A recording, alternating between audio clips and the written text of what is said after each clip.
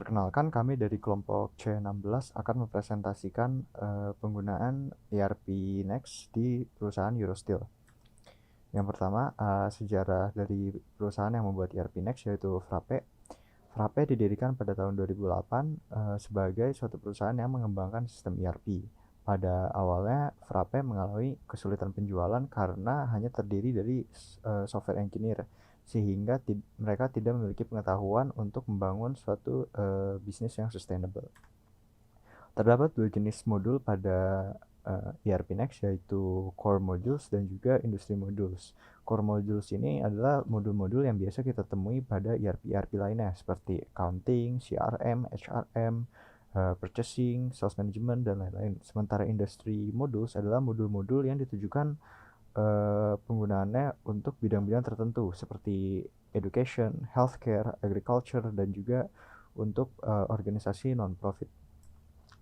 ERP Next ini memiliki tipe deployment SAS, yaitu pada tahun 2010 setelah mengalami penjualan yang buruk, Frappe akhirnya memutuskan untuk menawarkan ERP Next sebagai SAS, yaitu software as a product, dan meluncurkan erpnext.com, di mana calon pengguna bisa mendaftarkan diri mereka dan mengimplementasikan ERP Next sesuai kebutuhan mereka.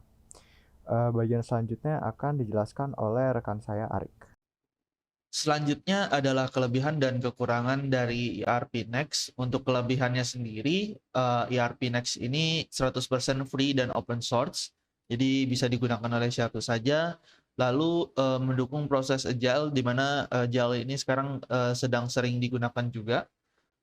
Lalu tampilan yang user friendly dan kemudahan untuk kustomisasi dan konfigurasi, serta sistem report yang mudah. Untuk kekurangannya sendiri, ERP Next ini kurang cocok untuk perusahaan yang skalanya sangat besar. Lalu juga terdapat beberapa fungsi yang ada di ERP lain, namun tidak ada di ERP Next ini. Lalu juga ERP Next ini itu juga produk ERP baru, sehingga masih dalam proses terus berkembang.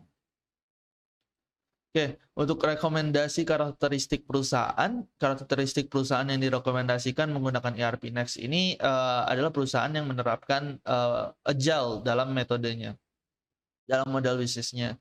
Dan juga bukan perusahaan yang sangat besar karena itu tadi terdapat kesulitan, kekurangan apabila kita menggunakan ERP Next, menggunakan ERP Next apabila perusahaannya sangat besar.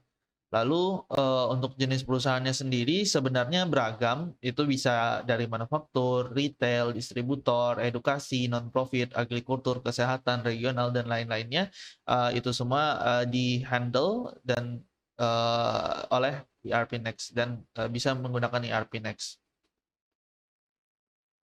Oke, pembahasan selanjutnya adalah implementasi ERP Next di Eurosteel. Jadi Eurosteel ini merupakan salah satu perusahaan yang menggunakan ERP Next. Nah, kondisi sebelum menggunakan ERP Next itu pada awalnya itu Eurosteel menggunakan aplikasi standar untuk pengelolaan bisnisnya. Nah, seiring berkembangnya perusahaan, pengelolaan itu semakin banyak dan mulai semakin tidak terkontrol. Nah, yang paling sulit untuk dikontrol menurut Eurosteel itu adalah pengelolaan inventaris. Jadi Eurosteel itu tidak dapat memberitahu stock manager untuk melakukan pembelian ataupun merencanakan pembelian, sehingga seringkali Eurosteel itu mengalami kehabisan stok ataupun kelebihan stok. Dan juga pengelolaan inventaris itu merupakan salah satu dari beberapa hal yang mulai tidak terkontrol semenjak perusahaan berkembang. Jadi ada juga hal-hal lain, tapi inventaris itu yang paling berpengaruh semenjak perusahaannya itu berkembang, Eurosteel ini berkembang. Oke, selanjutnya adalah modul-modul yang diimplementasikan oleh Eurosteel dalam ERP Next. Terdapat 4 modul yang digunakan, yaitu Sales, Purchase, Stock, dan Accounts. Sales mencakup order placement, order scheduling, shipping, dan invoicing. Kemudian purchase yaitu membantu pengadaan bahan baku yang dibutuhkan. Lalu ada stock yang mencakup semua hal yang berhubungan dengan inventory dan ketersediaan barang. Dan terakhir yaitu accounts yang mencakup accounting, receivable, cash flow, payables, dan lain-lain. Kemudian terdapat juga tantangan-tantangan saat Eurosteel mengimplementasikan ERP Next. Tantangan terbesar yang dihadapi adalah pada saat awal mulai mengimplementasikan sistem ERP Next, yaitu adanya resisten dari user internal, di mana mereka akan membandingkan sistem ERP Next dengan sistem yang sudah berjalan sebelumnya. Hal ini dikarenakan mereka telah terbiasa dengan sistem yang lama. Terus juga diperlukan adanya training terhadap user untuk menggunakan ERP Next, di mana hal ini bukan merupakan tantangan yang besar karena sistem ERP Next sendiri itu mudah untuk dimengerti. Nah, salah satu alasan mengapa ERP Next sukses untuk diimplementasikan di Eurosteel adalah karena pengimplementasiannya yang dilakukan secara bertahap. Jadi di mana setiap masing-masing tahap hanya menambahkan satu modul sehingga mempermudah user untuk beradaptasi. Kemudian, ada juga manfaat yang dirasakan oleh Eurosteel setelah mengimplementasikan ERP Next, yaitu pertama, kebebasan untuk mengkustomisasi ERP Next untuk menyesuaikan kebutuhan dari Eurosteel itu sendiri. Kedua, yaitu ERP Next menyediakan informasi yang mendetail tentang suatu item. Ketiga, ERP Next menyediakan stok dan accounts report yang jelas bakal mempermudah pekerjaan dari karyawan.